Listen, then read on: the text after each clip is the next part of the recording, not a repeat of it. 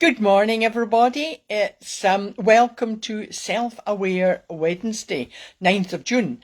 But maybe I should have actually said it's a lack of self-awareness. I decided this was a very much needed topic because I was made aware last weekend of someone who lacked self-awareness. In fact, knowing him and his behaviour for many years, I know he's actually a narcissist. But having experienced his behaviour last weekend, it got me thinking about how many people are or may be lacking in self-awareness. And hi, Barbara, good morning. But how do you know you're lacking in self-awareness? Well, it's all about how well you understand your feelings, your emotions, your thoughts, your behaviour and your actions. When you lack self-awareness, you feel constantly angry or anxious. You take it out on other people. And of course, if you lack self-awareness, then you'll find it difficult to deal with people. Well, they'll find it difficult to deal with you. They'll probably be completely unaware of how they're dealing with anybody. They're just sort of self-obsessed. And they find everything in life much harder, but they're kind of doing that to themselves. When you lack self-awareness, you really have low emotional intelligence. Take a minute or two just to think about other people you know. Are they exceptionally rude? Have they no social skills? Do you almost find it sort of cringeworthy and embarrassing to be with them? Many people lack self-awareness, and at some point, many of us do. And at some point in your life, you might lack self-awareness, but as long as you're kind of aware of that, sounds a bit ridiculous, but then you can change yourself, you can improve yourself. But there's so many have not a clue as to how they behave or act, and they kind of really don't care. So lack of self-awareness affects all aspects of your life, your career, your friends, your family. And those who start to worry about why they act the way they do, or why others behave the way, or why others behave towards them the way they do. That's actually the first step, because they're becoming aware of what they're doing to other people. So that's they're starting to reflect. Now, some of the signs, you might want to know some of the signs that tell you you lack self-awareness or other people lack self-awareness. These include you don't listen to other people, even when they're being kind or polite. You don't listen. You think those who think differently from you and have different opinions, they're wrong. You're always right. You believe your opinions are right. And if you make a mistake, you don't accept it. You'll make excuses. Nothing's ever your fault. And you blame other people.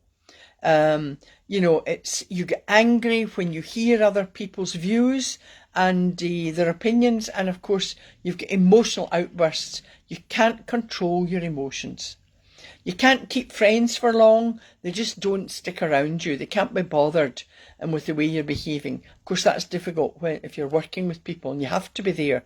But, I'll talk shortly about what you can do, sort of short tips. If someone challenges your views, if you're lacking in self-awareness, you get angry or defensive and you just start making excuses. You think those that have opinions different from yours is an attack on you. It's an attack on your character, your skills, and even your intelligence. You're called a bully, but you don't accept that you are bullying, and you even don't care, actually, how others see you.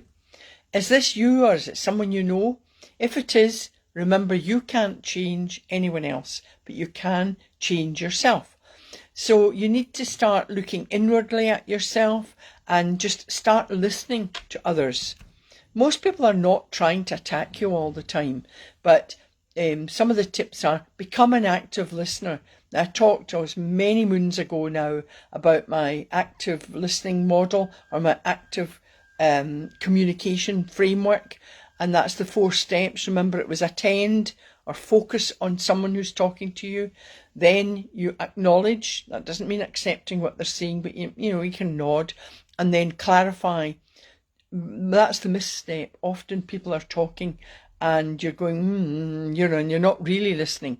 So you need to clarify and then respond. And respond doesn't mean accepting everything people are saying. It can be, no, I'm sorry, I disagree with you, or no, I can't do that, or yes, but I'll need to think about it. And of course the cycle goes round again. You can go back and look at some of my live videos on that framework. Be open to new ideas and don't judge. Look at the facts in an impartial way and get a new perspective on things. Start reflecting on your strengths and your weaknesses, because we all have them. When you look at that, you're giving yourself the opportunity to grow, personally grow.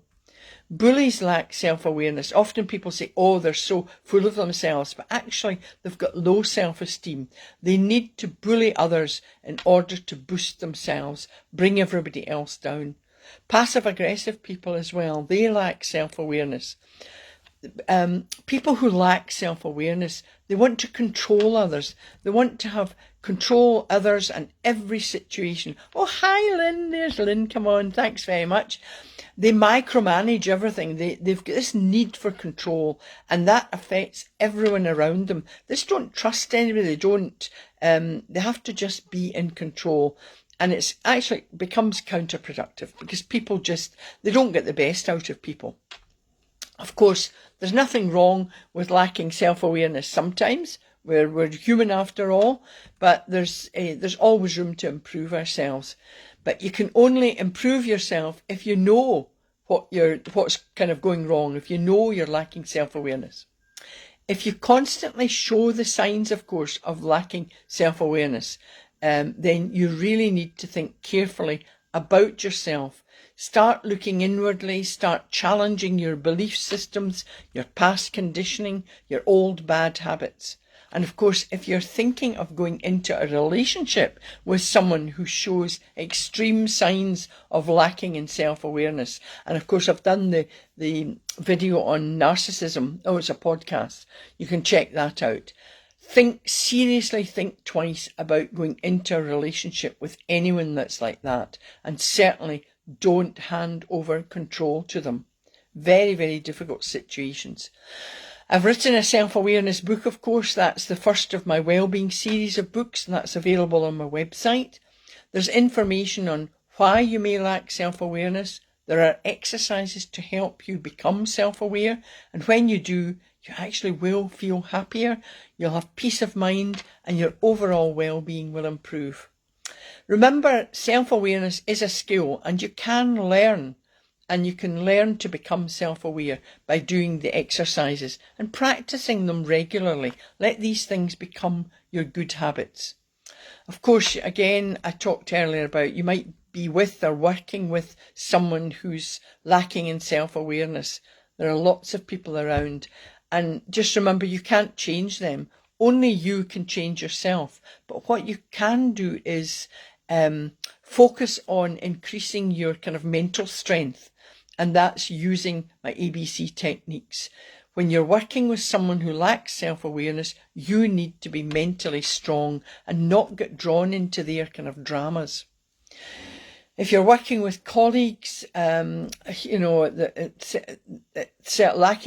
who lack self-awareness, it's a huge topic. It's kind of workplace bullying, harassment, dealing with narcissistic people. That's kind of a huge topic, maybe for another day. But some of the signs to look out for if you're in the workplace with someone is they only think that they're the ones with good ideas. They only think they're the ones who contribute anything to a project. They speak to others and bring them down. They discourage people in the way they talk to them. They don't accept that they make any mistakes. They blame everyone else. And of course, they surround themselves with people who are the yes people, the people who agree with them. They've got a hugely high opinion of themselves. They think they're the best performers. I think we've all been in a workplace where there's people like that. And they can't actually adapt their communication style. So they'll talk the same way, they'll communicate the same way, no matter who they're speaking to. And that really is a flaw. You should be able to adapt to whoever your audience is. They don't accept or even realise, well, they certainly don't realise, but they don't accept that they offend others. And they don't adapt to change. They don't, their way is right, or it's no way. They don't believe or accept that they have any weaknesses. So these are just some of the signs to look for if you're living with or working with someone who's got these kind of traits. And of course, remember, you have no control over their behaviour and you can't change them, but you do have control over how you react to them. So whether you lack self-awareness, you know what to do about it, or if you're living with or working beside someone who lacks self-awareness, the key is to develop your mental strength. And it can be difficult to do because if you're working closely or living with someone who's narcissistic or lacks self-awareness, they bring you down. That's their whole intention, is to control you, and very, very difficult. So you really need to be mentally strong. So you can use your journal or diary, write down your thoughts, your feelings, your emotions, and then reflect on them. And this helps you become aware of your own emotions. Be open to new things, try new things. That was happening a lot through the lockdown. And of course, learn from your mistakes. I often say it's from your mistakes and your errors and the challenges that you faced that come your greatest strengths. You'll learn, that's if you learn from them. Focus on the positives. And of course, last but not least, this is a short video today, but use my ABC. Remember the power of the mind. Your mind is extremely powerful and you can develop a positive attitude of mind. You can change your mind.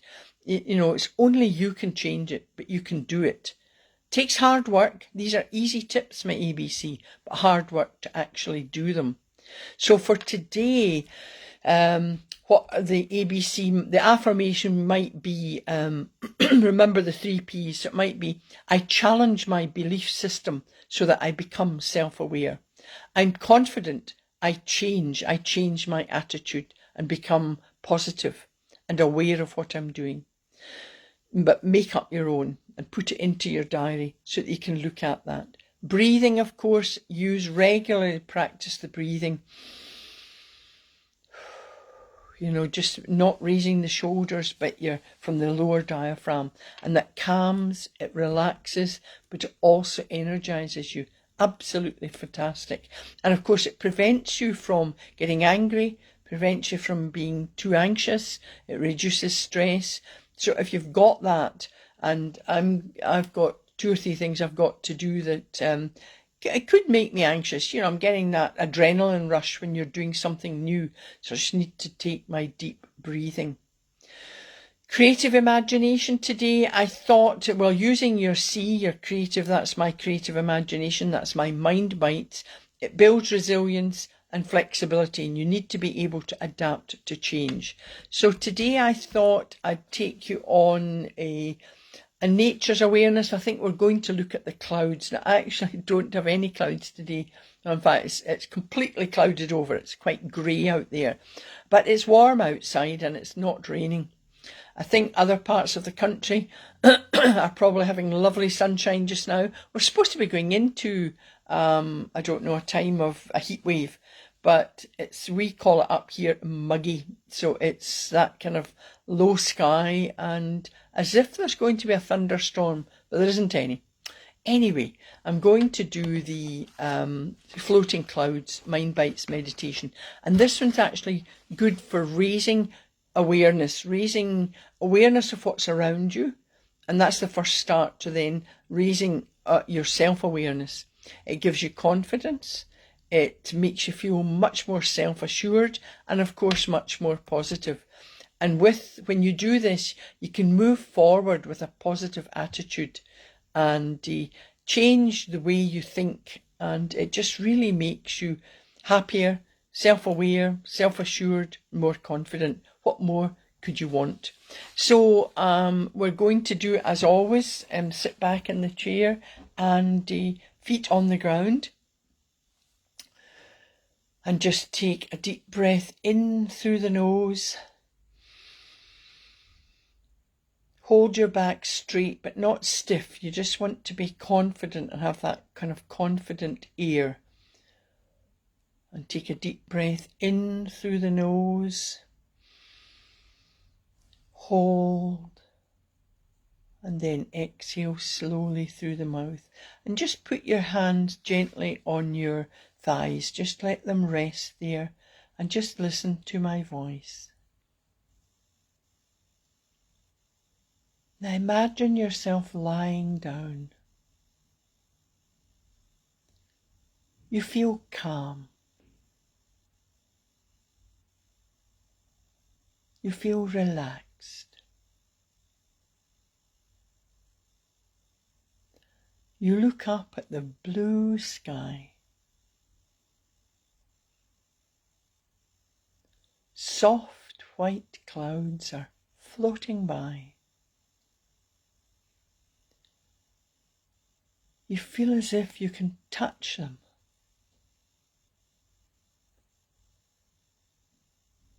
They continue to float slowly by. They're soft and silent, changing shapes, soft, fluffy, wispy. You imagine anything you want. You feel calm. You feel relaxed.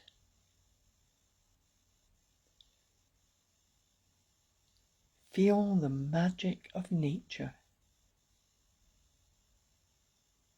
Now take a deep breath in through the nose. Hold. And then exhale slowly through the mouth.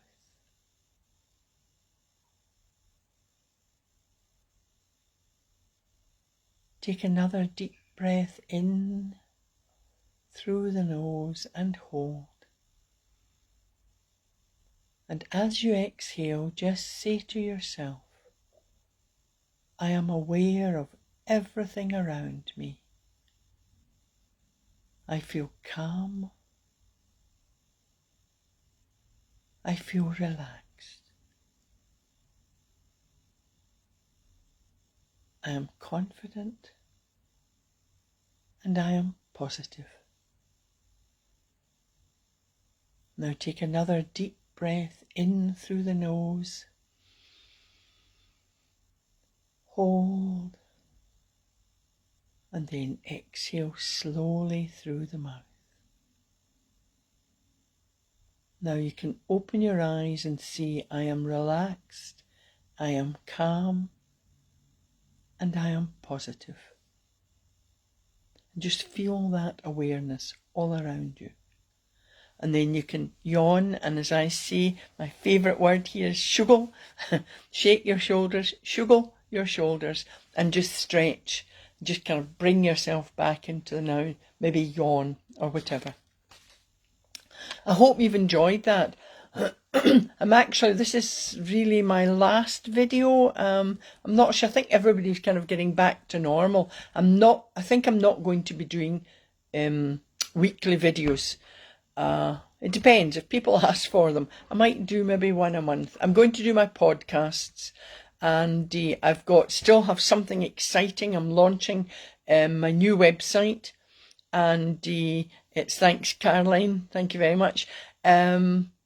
So I'll keep you posted on that. But I think people are kind of getting back to normal now, and they maybe don't need to hear from me every week. But I'm here, and if somebody posts up and say, please come back, I'm here. I'm ready to do that. But the website and the service I have is Intuitive Readings. I've been doing these for years, and I'd kind of stopped doing them. And it was a lovely conversation with Barbara. So thank you for that. An aha moment, and I'm coming back. I'm going to be doing that again. And motivation therapy or something. Anyway, it's another avenue for connecting with people. And of course, as always, my 2 trademark tips, never forget these. Smile and laugh. They cost you nothing. And of course, virtual hugs to you all. And thank you very much over the last months. Thank you for my followers and my listeners. Thank you, Barbara and Lynn and Caroline and all the others who have inspired and motivated me to continue. So thanks very much, and have a fabulous day. And no matter where you are, please just remember, take care of yourself and look after yourselves. Okay? Virtual hugs. Bye for now.